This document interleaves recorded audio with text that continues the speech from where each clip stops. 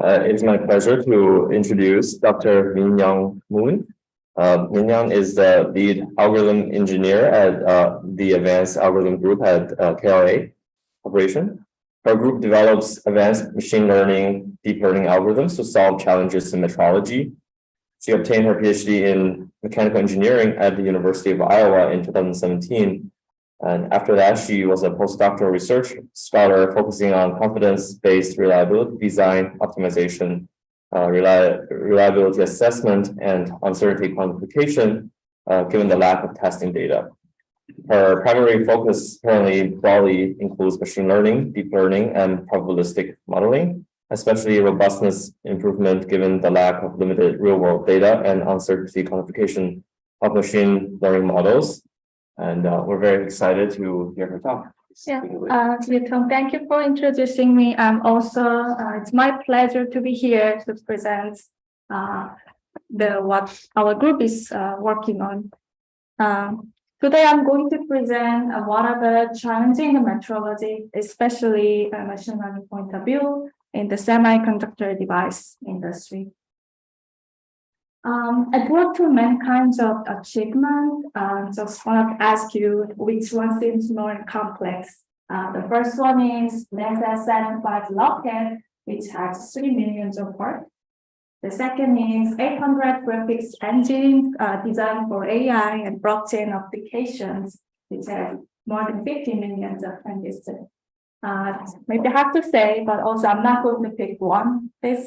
And just wanted to say that one of these is the one I'm going to talk about the rest of the talk. I also want to note that if you want, you can only manage, control, improve only one. There are things that you can measure. So what's the matter of measuring? I would say it's very fundamental things of all the engineering, the technical field. If you think about your daily life, it's plenty of things involved in the measuring thing. You go to gas station, you fill up gas, you need to know how much it filled up. That's also measuring. Furthermore, whenever you measure anything, there has to be the system behind to confirm what that means. So I would call that metrology, which is science of the measurement. It's used for data analysis, so process monitoring, process control. It's been really widely used for the many industry. For example, if you imagine the automotive industry, might be curious that how come they are able to manufacture all these identical parts, bunch of identical parts. I would say that's beauty of the metrology. But today I'm going to focus on the metrology in the semiconductor device manufacturing. And also I want to give you a little bit of the background. This is the wafer. It's a thin sliced silicon, on which electronic circuits fabricated. And this serves as substrate.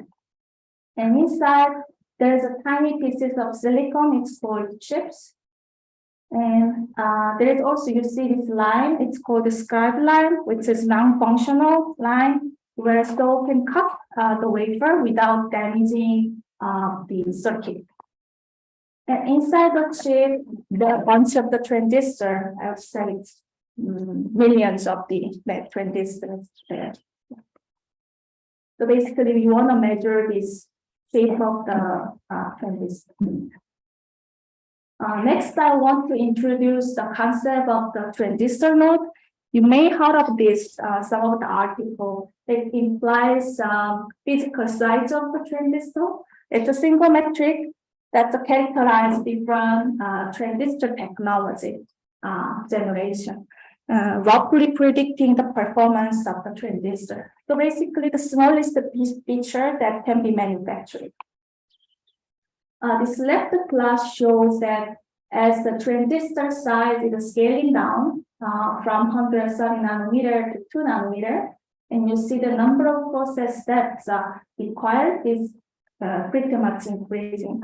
Intuitively, you can think of that making a smaller transistors require more complex process. it's hard to manufacture, also require more precise manufacturing. So that's why it's increasing. And here I'm showing the three types of different transistor. First is called the planar FET. It's a 2D design transistor where the channel lies on the substrate. It's flat and substrate. But the problem is when this size is scaling down, there was performance limitation due to the leakage current. So next generation, it's called FinFET. It's a three-dimensional transistor. You see this channel is shaped, it looks like a fin, and it's surrounded by it's a three sides here, and it's improving the performance. And you can make even more smaller size better.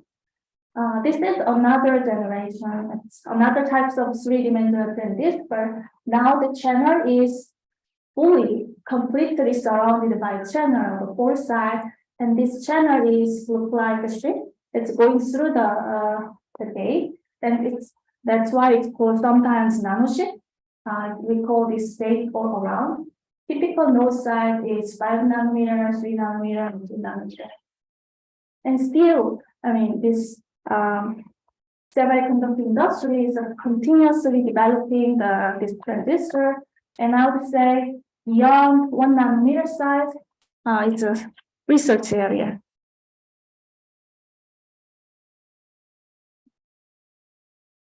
So what we are measuring is basically we are interested in the shape of the transistor. We measure the CD, top CD, bottom CD, the height, and the sidewall angle. So these are the things that we are measuring. And also interesting to achieve the device performance. Just for the better understanding, I brought some cross-section image of the transistor. Top one here, it's FinFET from the Intel 22 nanometer to all the way up to 10 nanometer. And you can see here, this is the fin. Basically, the shape of this fin is the key of this following the metrology. The bottom is a nanosheet image from IBM 2 nanometer. You see here that the 3 nanosheets. And this right side cartoon is showing that what kind of parameter that we are measuring. Sorry, quick question. For this nanosheet, is this a cross section? Yeah, it's a cross-section image. Yeah. I'm sorry, what did you know the spacing period on that? In this specifically, sorry, I forgot the number. It looks like a few nanometers from that. Yeah, nanometer. 5. Sorry, I forgot it again. And how do we measure this one? I'm trying to focus on using the machine learning approach. So we use machine learning model that's input. We take the optical signal as an input. Our company has another X-ray tool that we can get an image as an input.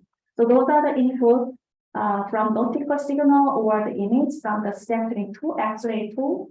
And we train the machine learning model to predict the critical dimension that I show, like height and CD or all this. And just to show how we get this optical signal using the simple ellipsometry principle.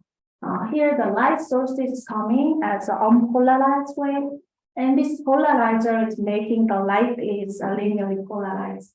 Basically, it's reflecting on this the wafer, the sample here. So depending on the layer structure, this the linearly polarized light is kind of differently distorted, and this compensator making this linearly polarized light the elliptical polarized light. So basically, by measuring the change in the polarized light, we can, depending on different layer structure, we can identify the unique optical signal. So different structure will have the different distortion. then we can measure the unique optical signal. Yeah. Also, I want to introduce what are the evaluation criteria that we are interested in. The first is called, there are several metrics. First one is called the precision. That's, in other words, the repeatability. So basically, we measure the same wafer and same site, let's say 10 times.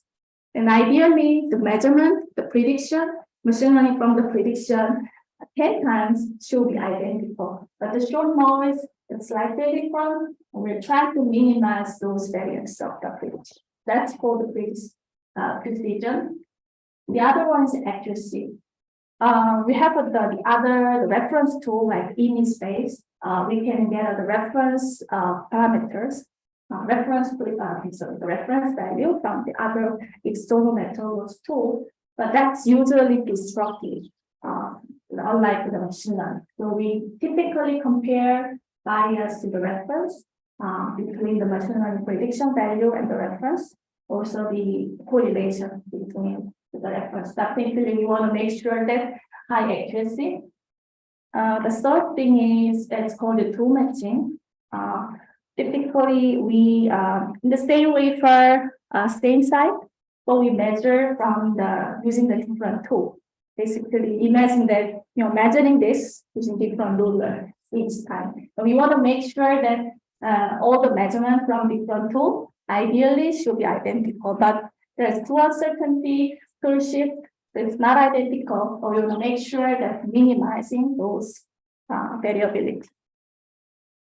The other terms I wanted to introduce, it's called the sensitivity.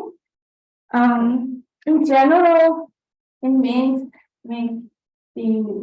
the comparable between change in the output and the change in the input. So in our case, you can think of how much the signal is changed with respect to this parameter change. So imagine the low sensitivity case. So low sensitivity case means think of this 2D feature space, signal space. Parameter sensitivity is very, very small. What that means is the output is dominated by the signal noise. So we can tell it's due to the signal noise. Let's say signal change will perturb some parameter, but we don't know if that's due to the parameter change and signal noise because the sensitivity is too low.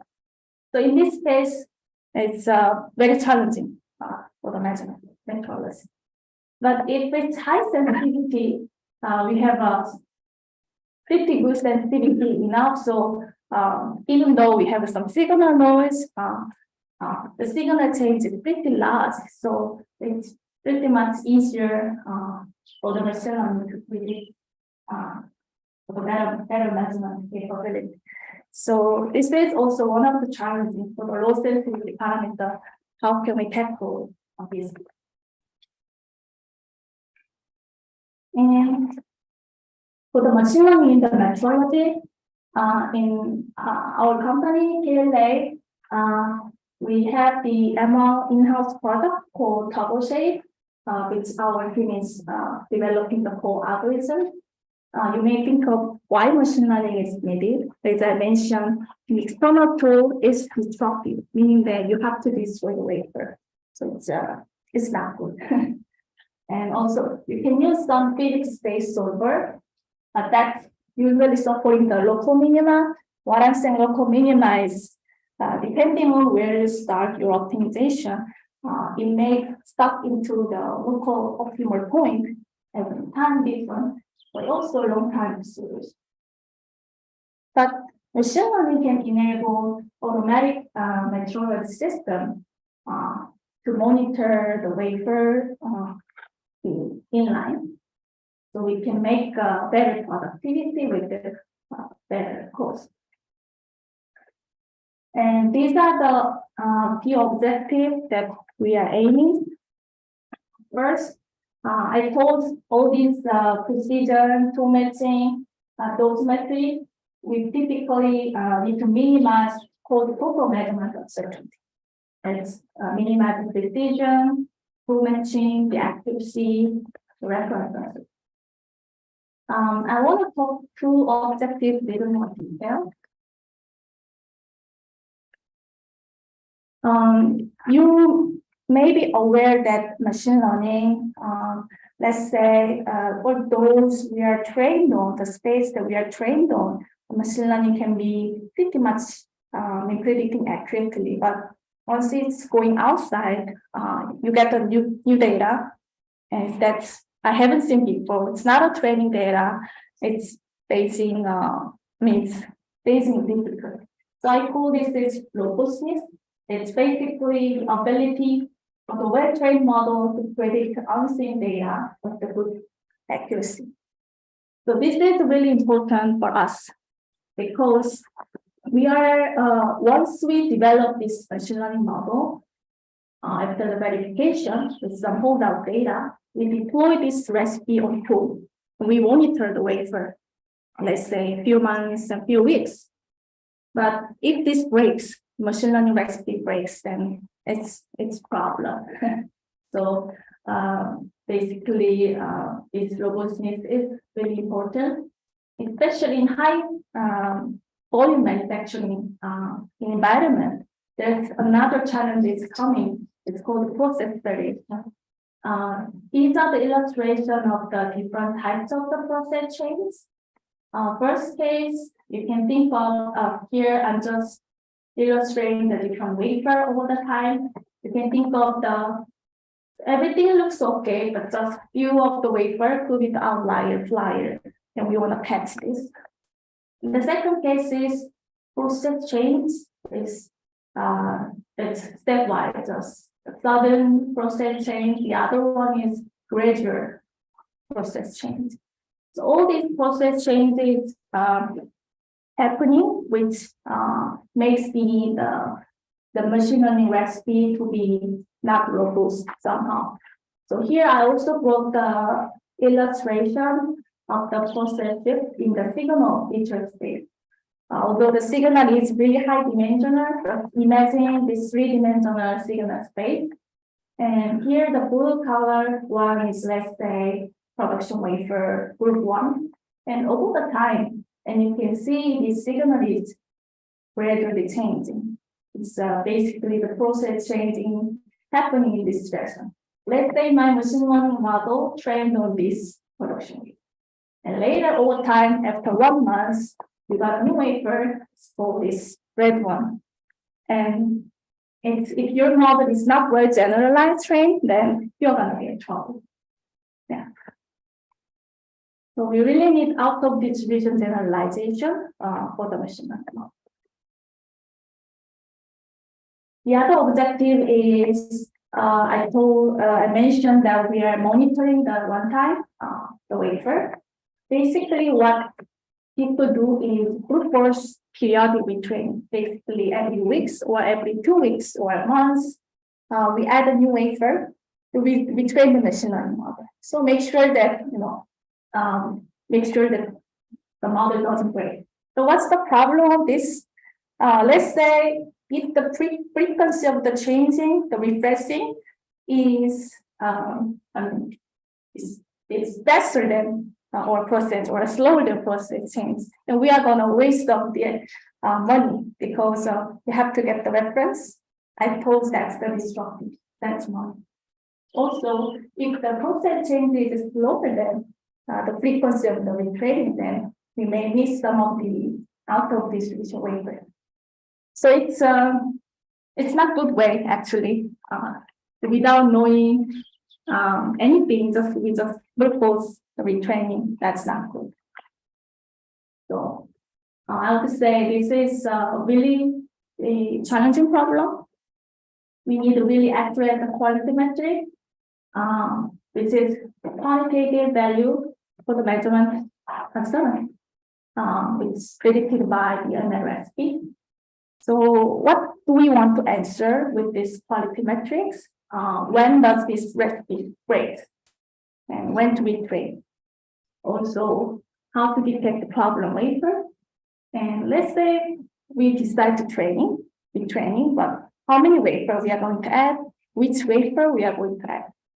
That's all kinds of decisions that we have to make. So I have a quick question. What are you predicting? Because I think you said you're predicting the critical dimension, but I don't know what that is. Is it critical dimension like the length or? Yes, the height in the 3D, Okay. the structure, the layer. Yeah.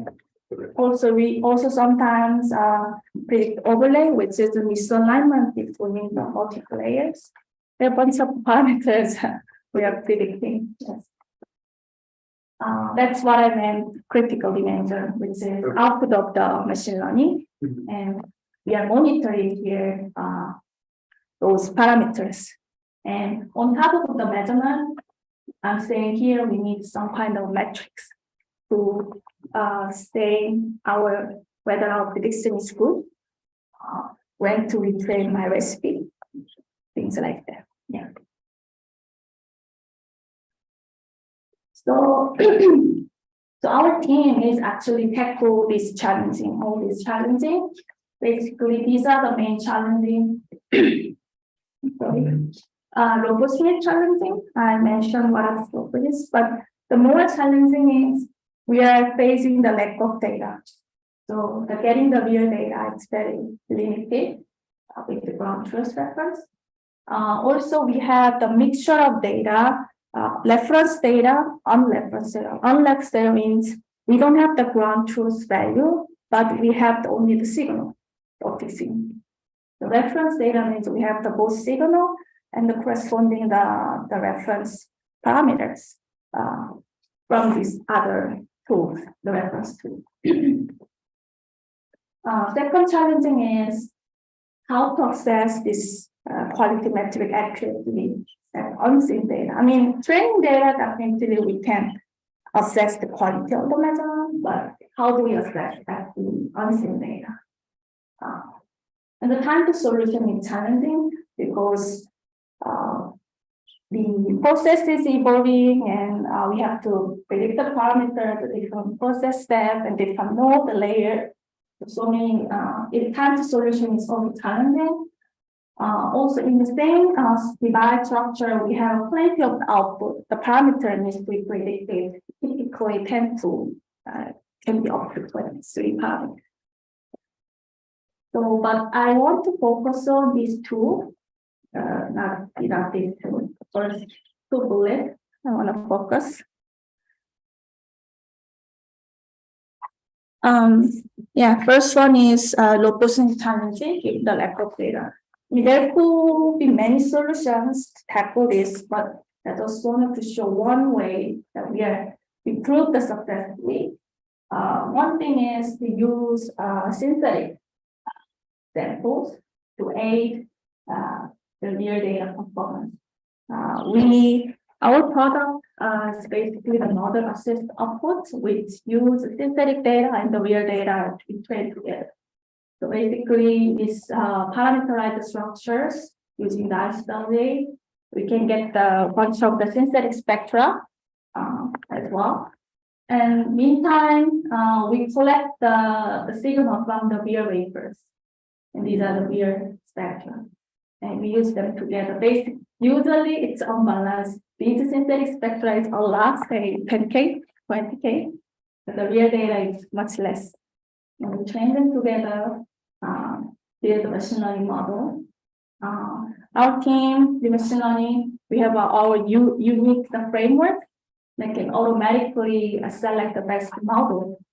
And we confirm that's okay on the test data, and we deploy our recipe. So that's the typical recipe development procedure using the synthetic data.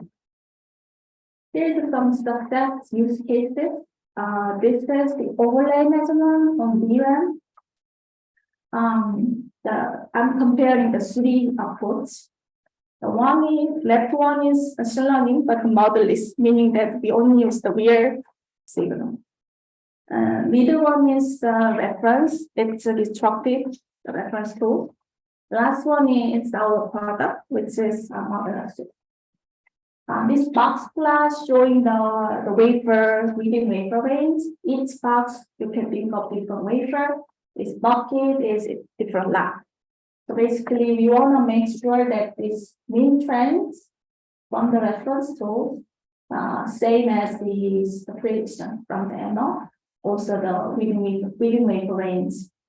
You can see from the model list, the mean is really fluctuating a lot compared to the reference. Also, the reading wave range is pretty much overestimated. However, if you look at the model-based approach, mean trend is much more resembling to the reference. Also, the reading wave range is also very similar. So we confirm, we have many more use cases, and we confirm this model-based machine learning is really struggling replicate wafer to wafer mean trend, also the reading wafer range. Does the model in model assisted refer to the, it doesn't refer to the machine learning model? It is a machine learning model both.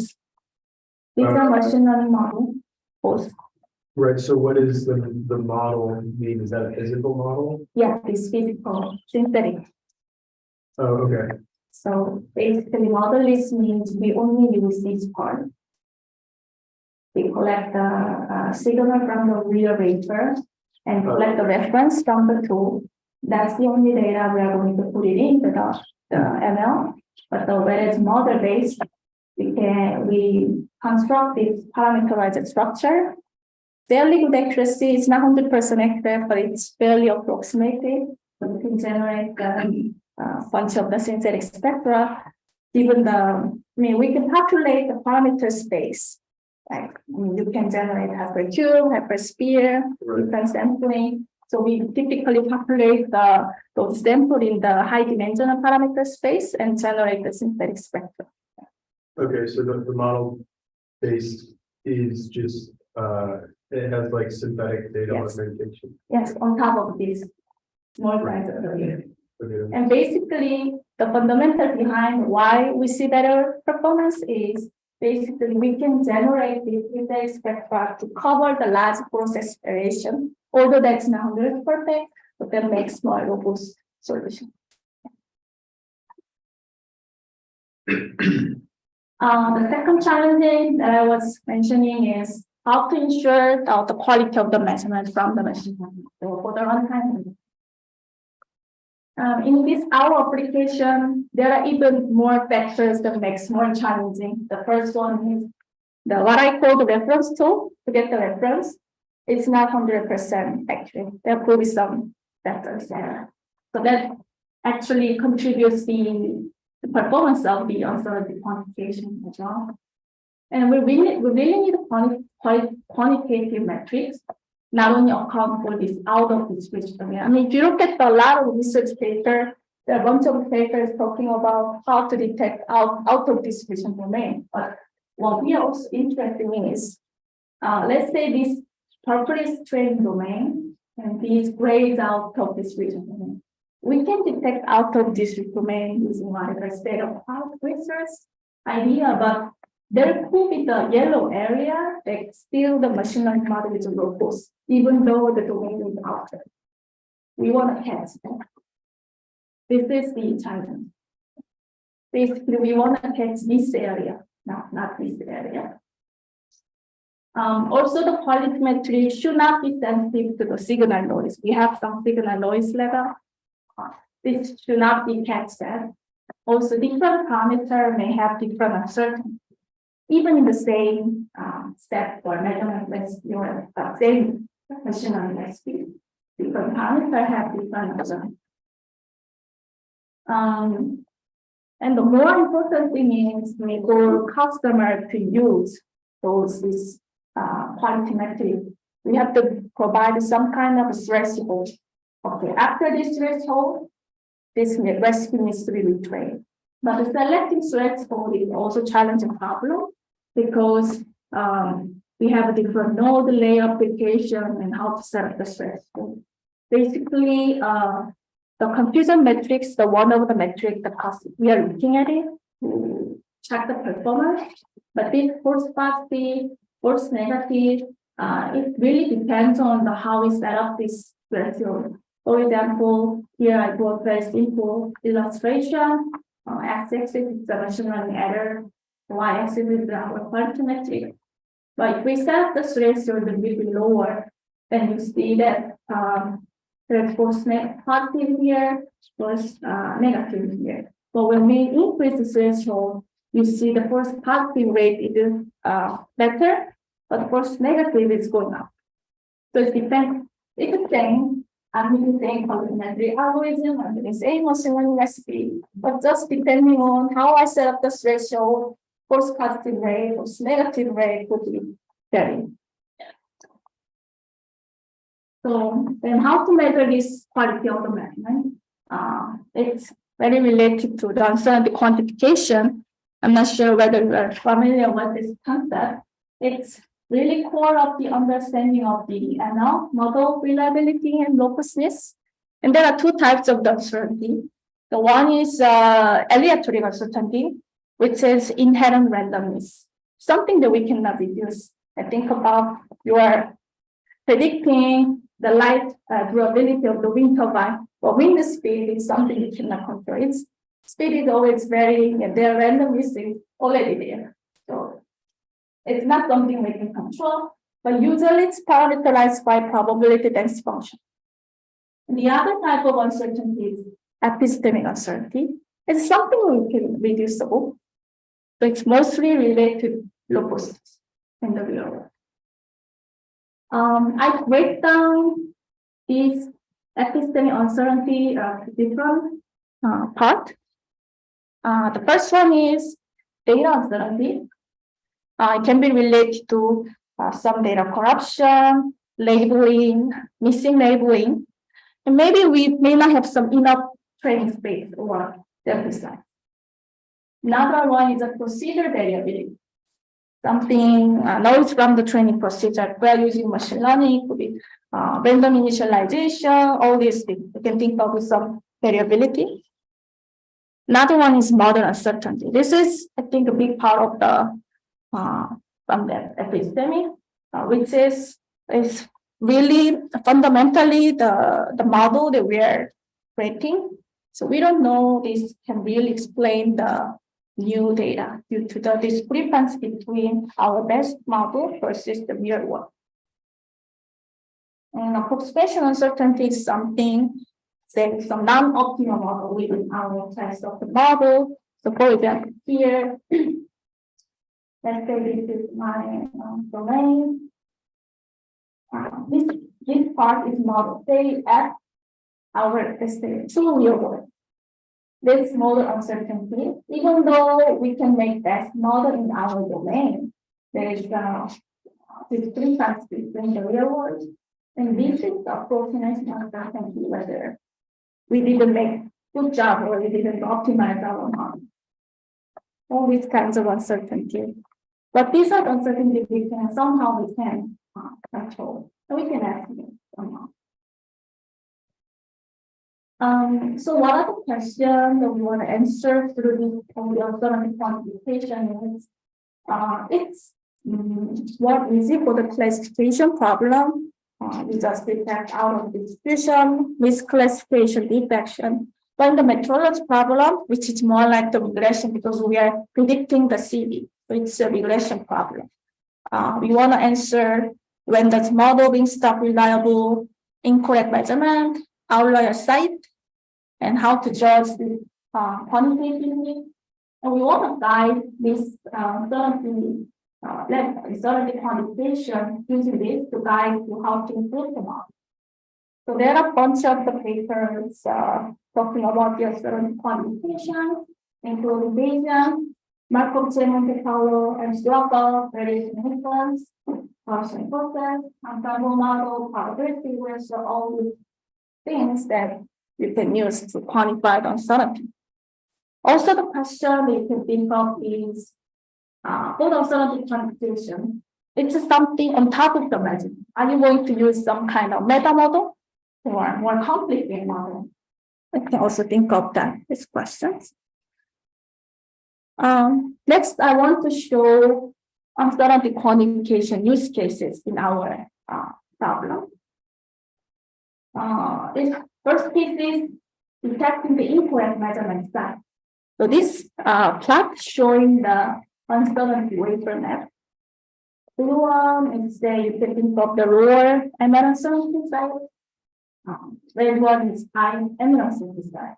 So the left case is the wafer with all the correct measurement.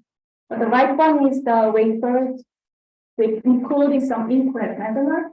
And we are able to find this incorrect measurement by looking at the high uncertainty size. High uncertainty size.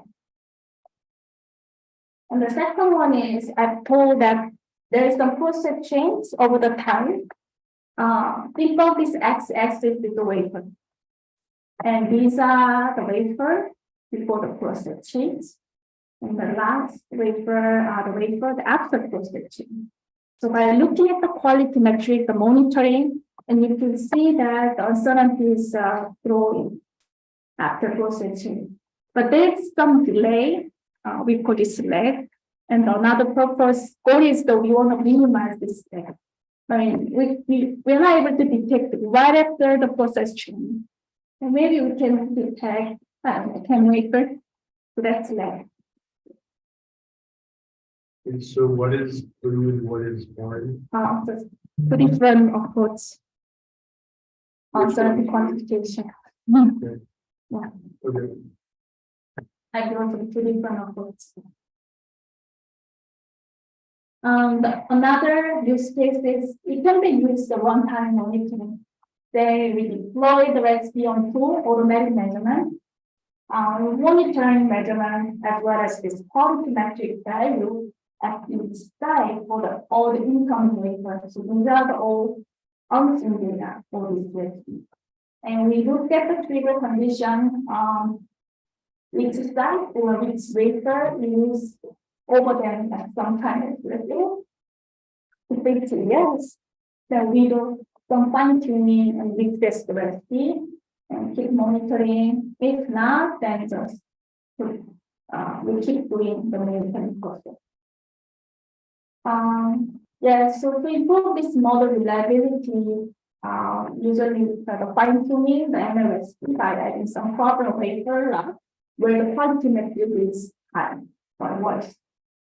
So you can see I explained we can do both periodically training, but if we do use this trigger, we can save a lot of wafer because this frequency is too frequent. It's faster than process change. If we trigger the SP by this quality metric, we can save time, also the cost. These are the summary of this talk. I introduced the importance of the metrology, what kind of metric that we are interested in, also what are the objectives of machine learning in the metrology, and also what are the challenges that we are facing. And especially I was focusing on the robustness given the lack of data, and how to quantify the uncertainty, to measure the to predict the quality of the prediction for the monitoring.